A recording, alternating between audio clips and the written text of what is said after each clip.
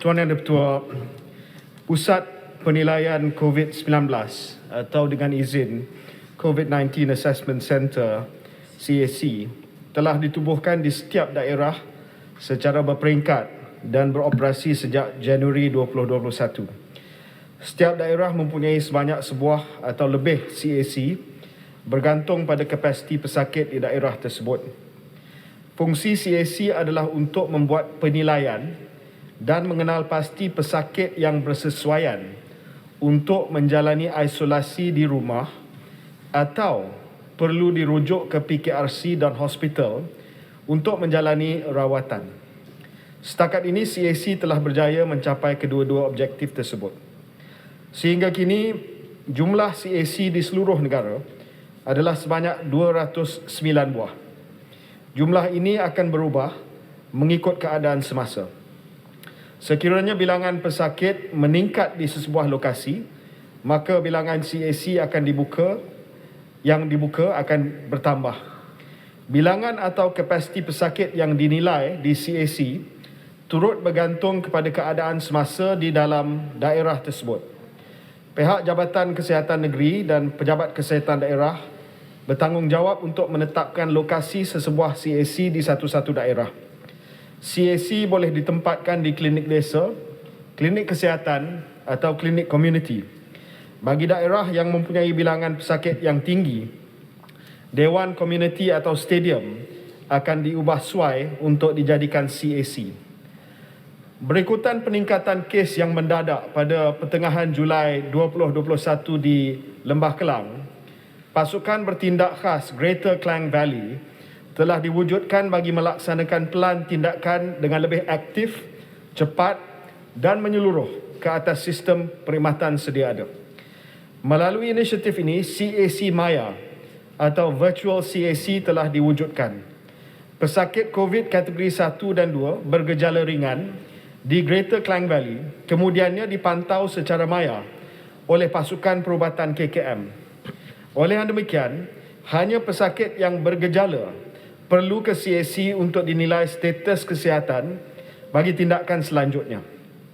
Hasil daripada penubuhan CAC Maya, kedatangan pesakit di CAC Greater Klang Valley adalah rendah dan sentiasa dalam keadaan terkawal walaupun jumlah kes positif COVID-19 masih lagi di paras yang sedikit tinggi. Susulan daripada kejayaan CAC Maya dalam memantau pesakit kategori 1 dan 2 bergejala ringan di Greater Klang Valley, usaha untuk menubuhkan CAC Maya di lain-lain negeri sedang giat dijalankan bagi menangani peningkatan pesakit COVID-19 di seluruh negara. Terima kasih. Terima kasih Menteri. Sila sahabat Bernam, soalan tambahan pertama. Terima kasih kepada Menteri yang telah memberikan jawapan sebentar tadi.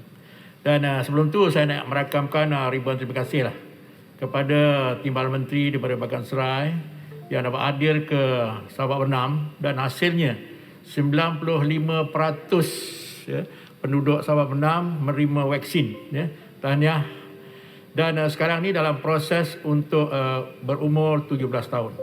Dan soalan tambahan saya, bagaimanakah pengoperasian CAC ataupun COVID Assessment Center?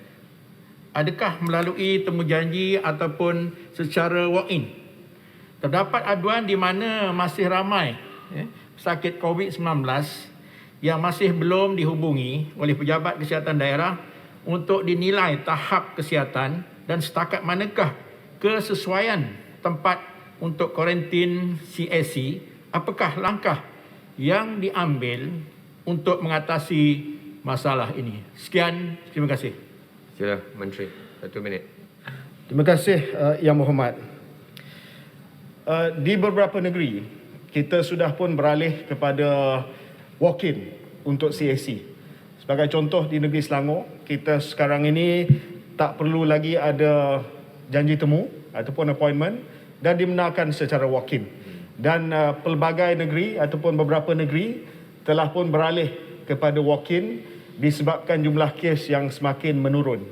Dan pengumuman akan dibuat di peringkat negeri, mana-mana negeri yang boleh menerima secara walk-in apabila jumlah kes dapat diurus tanpa kesesakan berlaku di CAC. Untuk makluman Yang Berhormat, CAC ini adalah bukan pusat kuarantin ataupun rawatan. Dia hanya adalah pusat penilaian sebelum dihantar sama ada ke 3 tempat. Hantar ke rumah untuk isolasi di rumah untuk bergejala ringan, hantar ke PKRC bagi pesakit-pesakit yang kategorinya mungkin 2 ataupun 3 ataupun 4, ataupun hospital bagi pesakit yang kategori 4 dan 5. Kita sekarang ini sedang berusaha untuk memastikan jumlah brought-in death yang meninggal sebelum sempat ke hospital dapat dikurangkan. Sebab itu usaha kita untuk memastikan pemerkasaan komuniti dapat dilaksanakan dengan lebih baik lagi. Supaya di satu-satu tempat pemimpin-pemimpin masyarakat tahu berkenaan dengan kes-kes pesakit COVID yang mungkin sudah ada gejala, sudah buat ujian dan didapati positif dan boleh dibawa secepat mungkin ke CAC untuk penilaian. Kita juga sedang meningkatkan keberkesanan virtual CAC untuk memastikan bahawa mereka yang melaporkan ujian positif mereka yang bergejala dapat dihubungi melalui sama ada robocall ataupun panggilan daripada sukarelawan di pejabat kesihatan daerah. Langkah-langkah ini dilaksanakan supaya kita dapat memastikan mereka yang sudah pun diuji dan didapati positif dan yang mula bergejala dapat dibawa secepat mungkin sama ada ke CAC ataupun terus ke PKRC dan hospital untuk kita mengurangkan jumlah BID. Terima kasih. Terima kasih Menteri.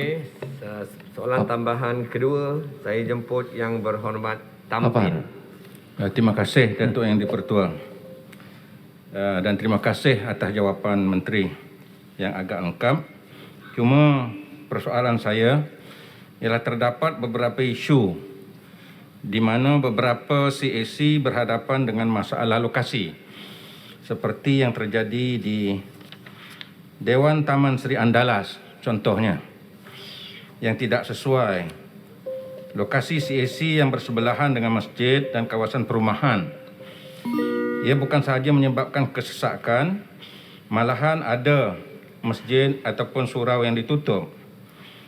Ini adalah kerana kekhawatiran masyarakat di tempat itu. Jadi saya ingin bertanya, apakah pihak kementerian ada menyediakan SOP daripada segi pemilihan lokasi ini? Terima kasih. Sila Menteri. Terima kasih Ahli Yang Berhormat. Kementerian Kesihatan Malaysia dalam kita menilai dan memilih lokasi yang sesuai bagi CAC mengamalkan infection prevention and control dan juga penilaian tersebut bagi memastikan keselamatan setiap pesakit, petugas dan juga kawasan persekitaran agar tidak berlaku sebarang pencemaran yang boleh menyebabkan penularan wabak ini. Dalam kes yang dibangkitkan oleh Ahli Yang Berhormat tadi, saya sendiri akan semak dan sekiranya didapati tidak sesuai seperti mana yang disebut oleh Yang Berhormat tadi, kita boleh cari lokasi yang baru. Terima kasih.